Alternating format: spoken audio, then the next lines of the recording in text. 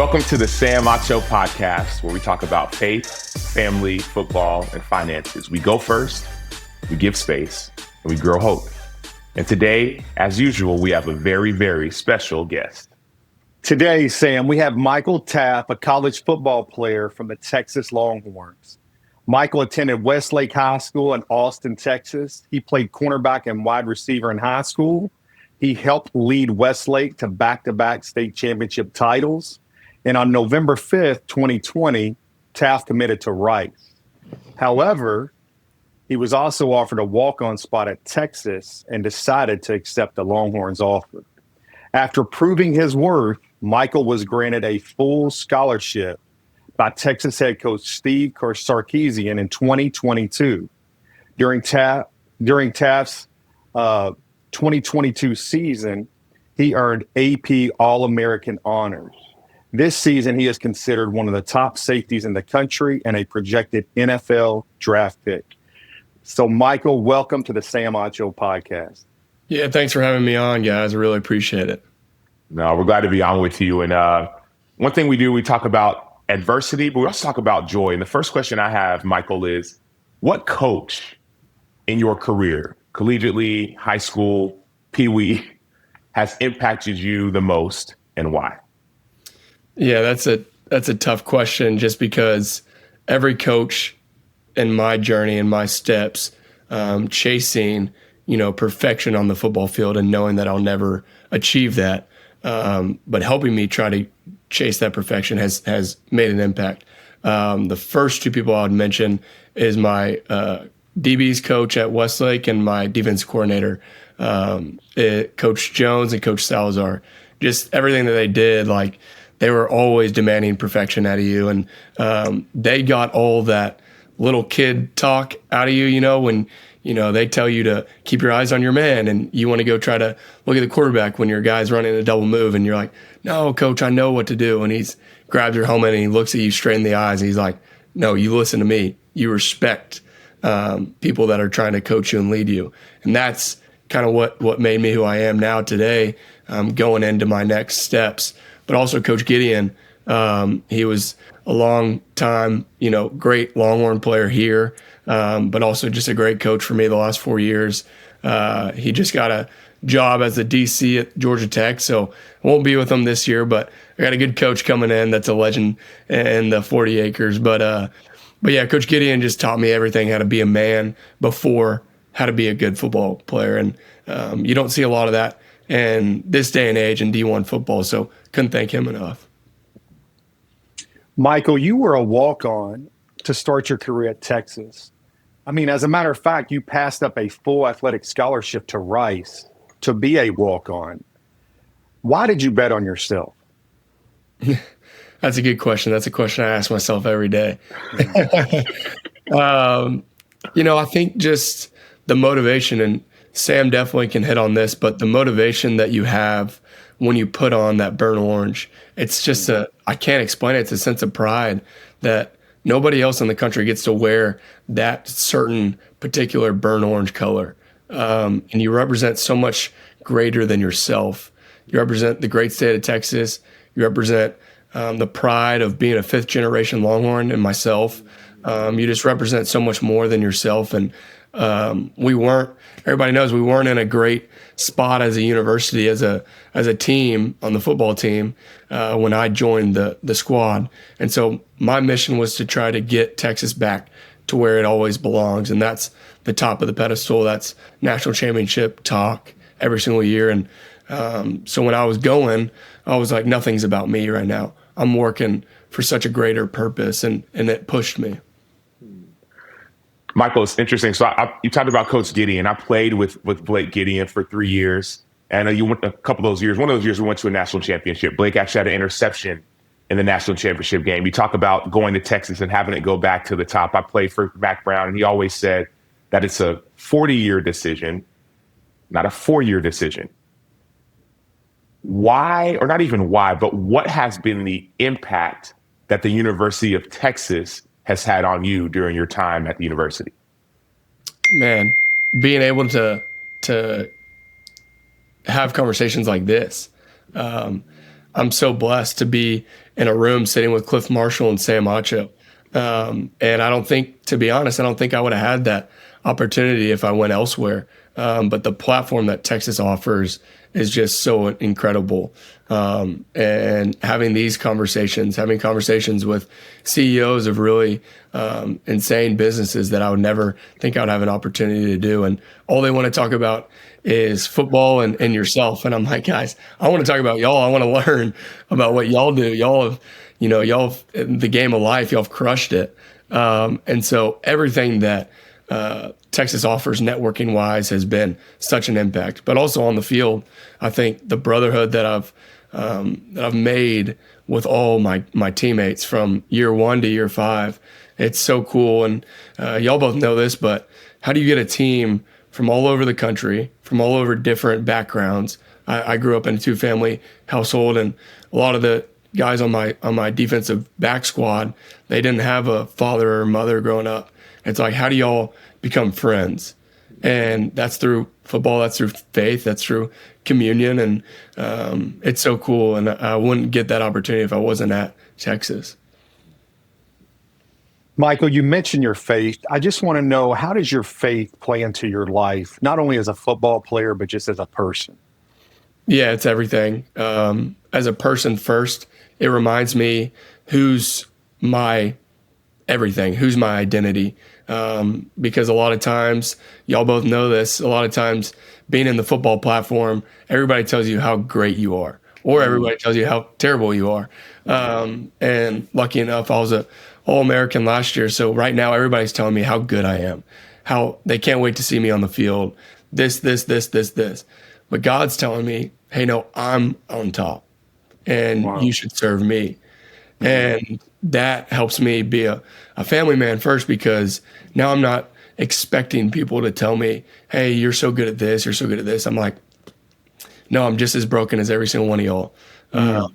And my faith is the only reason that I have that approach. On the football field, I think, Sam, you probably could attest this more, just being in that national championship talk and not finishing the mission. But it's the number one thing that keeps me going when everybody on Twitter is saying that you're not good enough, you shouldn't be on the field, you're a walk-on. And it just helps me keep going to know that no matter what people are saying, God knows my ultimate plan. And everything that I do, I'm going to give him the glory.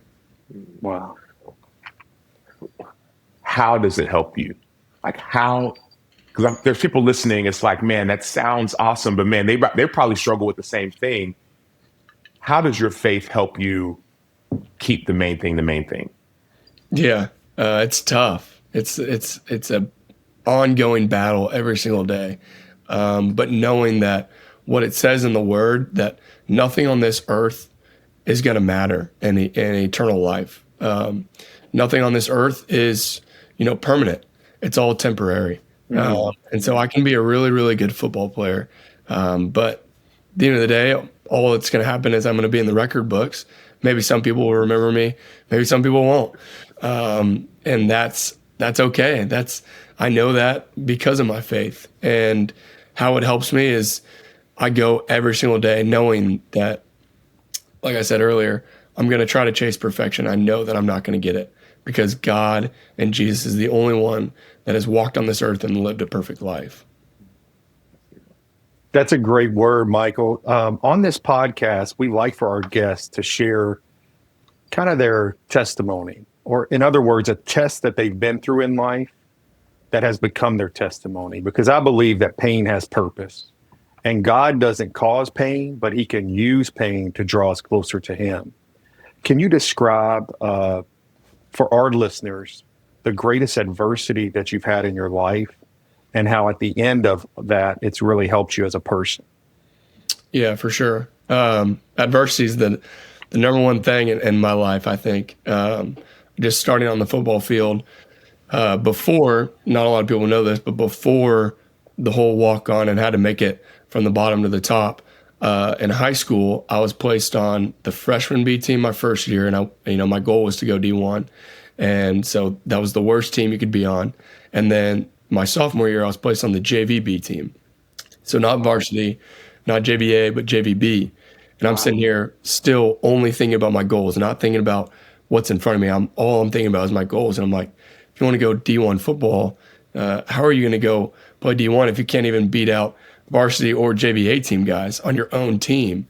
And this is such a small community compared to what the nation, is competing against. And so for me, it was tough to climb from JVB team to varsity to state championship to now being a guy on the University of Texas roster. But I think it goes back to my faith and what I believed in and how I approached the game of life. So it taught me a ton. It taught me that nothing that you do in this life is worthwhile. Everything that you can dream of, you can accomplish. And anything that I was exposed to in my life is everything that I want to accomplish. And so all those dreams, I think, are attainable. And that's how I live my life because of my adversity. On the flip side, life, two of my best friends passed away in 67 days. So Jackson Coker, he's the reason why I wear number 16 on the football field. And then Jake Ellinger was poisoned of fentanyl and got laced when he was just taking a pill that he takes every single night to go to sleep. And so for me, to answer your question, to be honest, I don't know the good that has come out of that. And that's something that I struggle with every day in my faith is like, I don't know. I still don't know. And I try to go back in the Word, and it gives me comfort, and it makes me understand that it's not my plan. My perfect plan doesn't exist. It's God's perfect plan. But that's something that the good that's come out of that individually for me is knowing that when I step on that field, I've got 16 and 48 with me every step of the way. And you don't want to touch the line. You want to go be selfish. They're the first ones, not my teammates. They're the first ones telling me in my head, hey, dude, go back and run full speed. You BS that rep. And that's really cool to know that I got angels looking down on me. Michael, we recently saw each other at SEC Media Day, and two things. Number one, you had a clean looking suit on, but you also had this burnt orange tie with initials on the tie. My first question is, what was the meaning behind that tie? Yeah, everybody knows what happened in the Texas flooding. So one of those camps was Camp Mystic, an all-girl faith-based camp. And 27 people died, 26 girls, one camp director. He was a Texas fan. He had season tickets on the 50-yard line for all home games. And he was the camp director. His name was Dick Eastland. But, there was two counselors that should be recognized as heroes that passed away. Two girls that were actually going to attend the University of Texas next year. So they were getting ready. They already had their dorm picked out. They were going through rush. And for them, all they wanted to do was go serve Christ and be a leader in this Camp Mystic community. And they woke up and they turned from having to be counselors to having to be heroes and saviors. And so I wanted to remember them. Now the other, 24, 25 initials on that tie were 8-year-old girls. That, man, they thought the worst thing that would happen to them at this camp was maybe I, hit my knee on the ground and I scraped my knee and I got to go see the nurse to get a Band-Aid. But they woke up at 4 a.m., 8 years old. I don't know what I was doing at 8, but not thinking about having to save my life. And they had to go try to fight for their life. And that is so much more important than football, than SEC, than anything that we do on our platform. And I wanted to show the country that those girls should be remembered as heroes. Well, thank you for sharing. And another question, you mentioned earlier about Jake Ellinger and not understanding why. Right. Recently, you were nominated for the All-State AFCA Warfel Trophy and the All-State AFCA Good Works team. part of the reason, I believe, is because of some of the work you're doing with fentanyl awareness. What have you done in response to the tragedy with Jake? Yeah, ever since it's happened, everything that I've done has tried to be action oriented. I've tried to do everything that I can to spread the awareness, because it's an interesting thing that's going on in our lives, where people are taking these pills that they think are safe, or doing these drugs that, they're just trying to have fun. And no, I don't condone drugs, but I know that people are human beings and they mess up. And the worst thing that they think is, oh man, maybe this, will make me not feel good in the morning. But they end up not waking up. And it's because people poison the drugs. And so it's so relevant in my day-to-day life with all my buddies, that are in that atmosphere. And so everything that I want to do is try to spread awareness so that nobody else has to answer a phone call and say, hey, your son, your brother, your friend didn't wake up. Michael, I wanted to ask you, Sam and I, we talk often about Proverbs 27:17, and that says, as iron sharpens iron, so one man sharpens another. Who is in your inner circle at Texas? How do you grow in your faith every day? Is it a teammate, or is it a group of teammates that lead a Bible study together, or a church service that you go to? How do you grow in your faith amongst your teammates at Texas? Yeah, that's a great question. So we just recently started a player-led Bible study. And me and Trevor Gooseby, he's a O-lineman left tackle. We've really jumped on it and tried to start it ourselves. And it's been so cool, the turnout, that all of our players and our teammates have wanted to join, have asked to join, have just showed up and listened. And we start it every single day as, hey, we're not perfect. We're going to fail, and that's all right. We're in this together. We're trying to figure out how to get to where we're all going, how to how to live a life, how to walk in the light of the Lord. And so we started like that. And we also started with, no matter who you are, what you've done, who you say you are, or what people say about you, I hope this is a place where you can just come rest in God's word, rest in God's love and his mercy, because that's who he is as a father for us. And then we talk about everything that's on our mind. Why did I miss this tackle to lose the game? Why did I throw this interception? Why did I drop this pass? Why is everything good going in my life? Why does it feel like, we're ranked number one when we haven't earned it yet? Everything that, football players have to go through, time management, we talk about and we hit on it. Talking about the Bible study, what is your life verse? Yeah, that's a great question. I want to hear from y'all after I answer, but mine's Galatians 3:23. And it goes something like, work heartily for God and not for man, because God gives you the inheritance. And actually, Jake's mom was the first person to share that to me. Yeah, so we're going to our first fall camp, and she sent it to me, and she said, hey, Mookie, that's my nickname.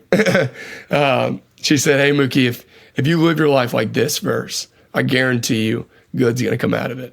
And she always says, I love you like my own son, and go get him. So it's an awesome verse I try to live by every day. That's so good. We got to share ours. Before we share ours, how'd you get the nickname Mookie? Where did Mookie come from? Yeah, it's pretty funny. So another coach that totally impacted my life was Coach Dodge, my head coach at Westlake. He was a famous Texas high school coach. But so Mookie was always my nickname growing up. My dad came up with it. And so the Ellingers were like our best family friends. And Coach Dodge hadn't known it yet. But we were sitting at the Sugar Bowl watching Sam Ellinger, play Georgia. I think that was 2019 Sugar Bowl. And it was our family, the Ellingers and Coach Dodge. And we were just eating at a place before the game. And Miss Ellinger was like, hey, Mookie, can you pass me the the ketchup or the salt and pepper or something. And Coach Dodge was like, Mookie? Like, what's that? And we explained it to him, and he loved it. And so ever since that, like, he would go on radio shows. He would go every little news article. He would say Mookie, Mookie, Mookie. And he wouldn't call me Michael. He would just call me Mookie. And Coach Dodge is such a family-oriented guy that it got to Texas, and Coach Sark got a hold of it, and Coach Gideon and the radio host got a hold of it. And so it's just gone from there. That's so good. Well, I'm going to share my life verse, and then Clif's going to share his. And we have a segment we call the Cliff Notes. And so usually when we end the show, we love to share some Cliff Notes that we heard and learned from you. And so I'll start with my life verse. My life verse, you said yours was, I think, Colossians 3:23. Mine is Romans 4:20-22. And it says, for he did not waver at the promise of God through unbelief, but he strengthened his faith. He gave glory to God, and he was fully convinced that what God had promised, he was also able to perform. And therefore, it was accounted to him as righteousness. And this verse is talking about Abraham not wavering at God's promise. And so for me, that verse has meant everything to me, whether I was in high school, into a small high school in Dallas, 80 or 90 people in my graduating class, from going from there to Texas and not knowing if I'd make it or not. And then all of a sudden getting to Texas and getting a chance to play. And then the dreams of the NFL and the dreams of being a husband and a father. It's like there's so many times of doubt, but it's like, nah, he didn't waver. And so for me, Romans 4:20-22 is my life verse. Clif, what is your life verse? Great question, Sam. I was in the NFL, Michael, when I was 23 years old as a strength and conditioning coach, probably the youngest coach in the NFL, but I was also a very young believer. And I'll never forget one of the Bengals players that I was training in the weight room one day said, Clif, what is your life verse? And I didn't have one. I knew a few verses, but I didn't necessarily have a life verse. So I began searching for that. And I came up on Proverbs 3, 5, and 6. And it says, trust in the Lord with all your heart and do not lean on your own understanding, but acknowledge God in all you do, and he will make your path straight. And I've leaned on that verse throughout my life, in good times and also in bad. And it's really brought me great perspective and fulfillment. Oh, man. I love that. That was me and Jade's verse last year, Jade Barron. That's awesome. I love it. Every time that we would, either make a great play or make a bad play, we would grab each other's helmets and just say Proverbs. And that's awesome. That verse is so impactful. So I appreciate y'all sharing that. That's so good. Well, before we let you go, Michael, Clif, I got to hear from you. What are the Cliff Notes, the lessons learned from our time with Michael Taaffe? Well, the Cliff Note that I wrote down is a great one for all of us, but it's specific to Michael's journey, specific to Michael's story. It's the Cliff Note is God doesn't call the qualified. He qualifies the called. And the reason that I share that with you, Michael, is because as you shared with us today, being on the JV B team to becoming a college football All-American, right? As you look back on that, how do you explain that story? It's your hard work, it's your dedication, it's your faith. But more importantly, it's a story of God choosing you, because God doesn't call the qualified. He qualifies the called. And he's qualified you to play at the highest level at one of the greatest schools in the country. And I pray this year you have great success for the Texas Longhorns, because I know that you'll give God all the glory, honor, and praise. Man. Wow, that was say that line again. All right. It's God doesn't. The Cliff Note is God doesn't call the qualified. He qualifies the called. Because many people looked at you when you were a sophomore in high school on the JVB team and said, you're not qualified. You're not big enough. You're not fast enough. You're not athletic enough. And if you fast forward to the 2024 season, you're named a college football All-American. So that is the Cliff Note I have for you today. Man, I love that.